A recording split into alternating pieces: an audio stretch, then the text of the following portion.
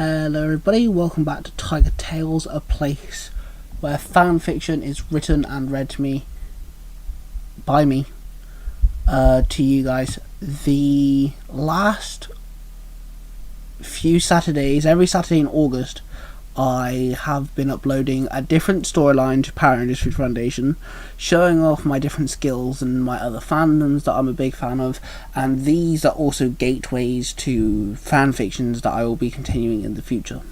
So today, as you can see on the title, it says Alexis the Vampire Slayer.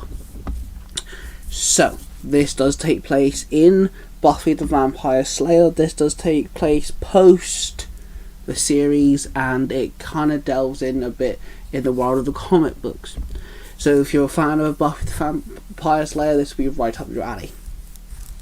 So let's dive in with Alexis the Vampire Slayer, Chapter 1, A Normal Night. Alexis woke to her wrists in shackles. Other girls laid next to her, in some unconscious, some awake, but it was plain to see that they were frightened. Some were shaking, some were crying, but none of them tried to make a noise. Alexis scanned her surroundings. 5 huge, bulking men, 2 of them were pacing back and forth past the girls, and 3 of them were sat at an old workbench-like table chatting amongst themselves. Alexis sat up and watched the men. "Lie down," one man growled. Alexis stood up. "Mate me," Alexis muttered. The man then walked up to Alexis and uppercutted her, knocking her off her feet and straight onto her back. Alexis grunted in pain. "Now stay," the man grunted. Alexis closed her eyes and watched the darkness for a while. After a few moments, suddenly the door swung open, and a man in a suit walked in and started talking with the 5 men. Then the man in the suit walked up to the group of chained up girls. Ladies, welcome, and we want to thank you for your cooperation, and soon you'll be transported to our boss's office, where you'll be fed and drained of your blood, and then become part of the boss's family," the man chirped. The young women started squirming and screaming, and some started crying. "Is anyone going to cause a scene or start drama? Because if that's the case, then we'll just kill you now and get it over and done with," the man mocked. The man smirked, then turned around and started walking away. "Oi, I've got a problem," Alexis called out. She stood up and looked dead straight at the man. "Well, aren't you pretty, with your caramel skin and your lush, big, curly locks of hair? Shame you're about to be dead," the man growled. "I had another idea," Alexis snapped. She held out her hands, which were still shackled, and pulled with all her might. The shackles snapped into 2 like it was nothing. Everyone in the room stood there in shock. The girl all gasped. "What are you? Who are you?" The man winced. Alexis walked up to the man and stood face to face with him. "I'm Alexis," Alexis said. The man stared at Alexis, and suddenly his face changed. It scrunched up and became monstrous. "Cute. You could go into fashion," Alexis grinned. The vampire then swung for Alexis. She caught the man's wrist. The vampire looked at Alexis with shock. "My turn," Alexis grinned. She then pulled the vampire close and punched the vampire in the chest as hard as she could, sending the vampire flying across the room, crashing into the workbench table. The vampire stood and growled. Alexis pulled out a wooden stake that was strapped to her ankle. "Oh, did I forget to mention? I'm a slayer," Alexis chirped. "Kill her," the vampire in the nice suit growled at the other 5 men in the room. Each one of the beefy men all showed their vampire faces and ran at Alexis. She blocked a kick, then ducked, dodging a swinging punch. She then grabbed one of the vampires and punched him in the face, then again. Then she rammed the stake into their heart, turning him into dust. She then kicked one of the vampires, pushing him away. She then blocked a punch and then jabbed the attacking vampire in the shoulder, and then punched it in the stomach. Then she stabbed him in the heart. He also exploded into dust. Alexis then got shoved into a wall. She grunted as her body collided with the hard brick. She managed to block an incoming attack just in time and uppercutted the vampire, knocking him off his feet. She rolled forward and stabbed him with the stake, turning the man on the floor into dust. 3 down, 3 to go, Alexis muttered to herself.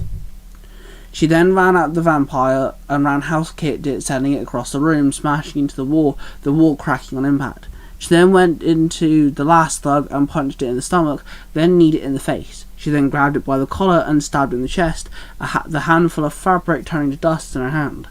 She then ran at full speed at the vampire, who was recovering from Alexis' previous attack. She rammed her entire body weight into the vampire, smacking against the wall yet again. The vampire tried to elbow her, but she blocked the attack and forced her palm into its elbow, breaking the bone. She snapped it clean.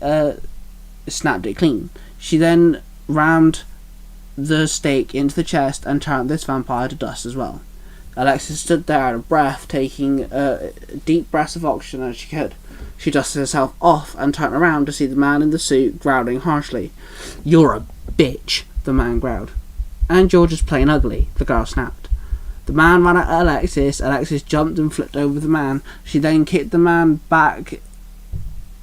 the back. The man stumbled but recovered quickly. Alexis then ran at the man and punched the vampire in the head and then kicked in the stomach. Before elbowing him in the face, she then picked up the vampire by the collar of both hands and raised him off the floor.